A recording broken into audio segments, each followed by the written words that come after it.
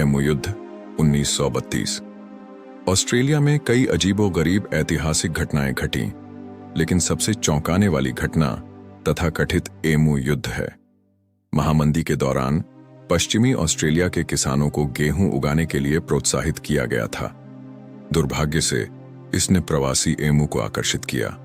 बड़े, उड़ने में असमर्थ पक्षियों ने फसलों को तबाह कर दिया और नियमित रूप से उपद्रव मचाते रहे। इस समस्या से निपटने के लिए स्वचालित हथियारों से लैस सैनिकों के एक छोटे समूह को अतिक्रमणकारी जानवरों का सफाया करने के लिए तैनात किया गया था। जहां तक जानवरों के वध का सवाल है, यह सबसे चरम घटनाओं में से एक है। इस अभियान के दौरान सैकड़ों एमू मारे गए। हालांकि एमू की आबादी बची रही। जी हां, इंसानों ने एक युद्ध हार दिया पक्षियों से।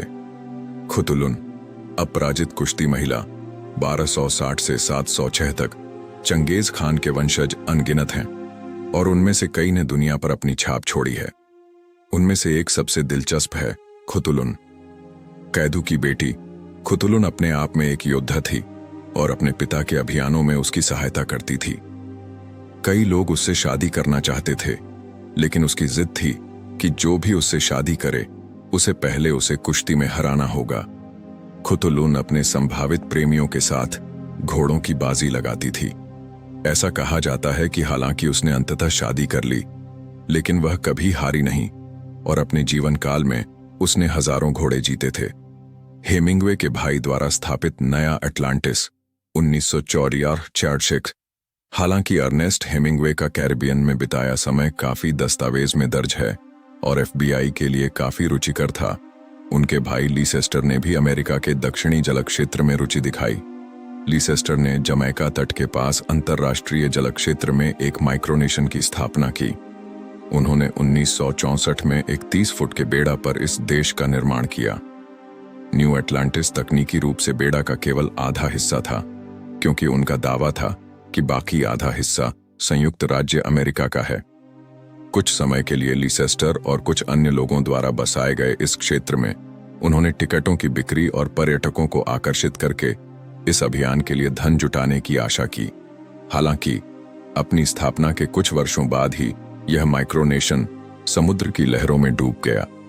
संभवतः उन्होंने इसका नाम अटलांटिस के नाम पर रखकर इसे अपशकुन बना दिया। धूमकेतु रोधी गोलियां 1910। हैली का धूमकेतु हजारों सालों से रात के आकाश में अक्सर दिखाई देता रहा है। हालांकि पिछली सदी के शुरुआती दौर तक वैज्ञानिक इसे करीब से देख नहीं पाए थे। दुर्भाग्य से इससे कुछ खगोलविदों ने भी बेतुके अनुमान लगाए, खासकर जब इसकी पूंछ में एक जहरीली गैस साइनोजेन पाई गई। धूमकेतु को लेकर फैली दहशत के कारण ठगों ने धूमकेतु रोधी गोलियां और घातक गैस से बचाव के लिए छाते जैसी चीजें बेचनी शुरू कर दी। स्वाभाविक रूप से वैज्ञानिकों ने तब भी इस बात पर जोर दिया कि यह कितना हास्यास्पद है और हैली का धूमकेतु बिना किसी घटना के गुजर गया। लेकिन उस समय के सांप के तेल बेचने वाले फिर भी खूब पैसा कमा रहे थे। नेपोलियन पर खरगोशों का हमला 1807। नेपोलियन बोनापार्ट एक प्रतिभाशाली सैन्य कमांडर थे।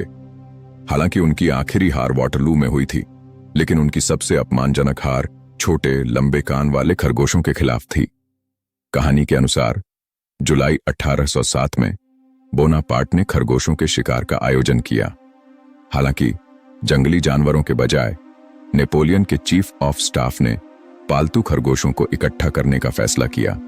कहानी के अनुसार कई 100 से लेकर 3000 तक। और जब शिकार शुरू होने का समय आया तो भागने के बजाय खरगोश नेपोलियन और उसके आदमियों पर भोजन की तलाश में झुंड में टूट पड़े और उन पर उछलने कूदने और चढ़ने लगे।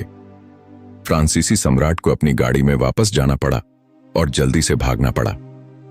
पोलिश सेना का सूचीबद्ध भालू 1942 से 1963। 1942 में ईरान से शरणार्थियों को पश्चिम ले जाते समय पोलिश सेना की 22वीं आर्टिलरी सप्लाई कंपनी को एक अनाथ सीरियाई भूरे भालू का बच्चा मिला, जिसे बाद में उन्होंने अपना शुभंकर बना लिया। वॉजटेक नाम का यह भालू सैनिकों के साथ यात्रा करते हुए, उनके साथ कुश्ती लड़ते हुए और उनके व्यवहार की नकल करते हुए बड़ा हुआ जिसमें बियर और सिगरेट का आनंद लेना भी शामिल था। जब उन्हें इटली ले जाने वाले जहाजों ने शुभंकर जानवरों पर प्रतिबंध के कारण उसे जाने से मना कर दिया, तो बाइसवियों ने वोज्टेक को आधिकारिक तौर पर एक निजी के रूप में सेना में भर्ती कर लिया। वोज्टेक को कॉर्पोरल के पद पर भी पदोन्नत किया गया था, क्योंकि उसने मोंटे कैसिनो की लड़ाई के दौरान तोपखाने के गोले ले जाकर अपने साथियों की सहायता की थी। युद्ध के बाद वोज्टेक सेवा से सेवानिवृत्त हो गए और अपना शेष जीवन स्कॉटलैंड के एडिनबर्ग चिड़ियाघर में बिताया।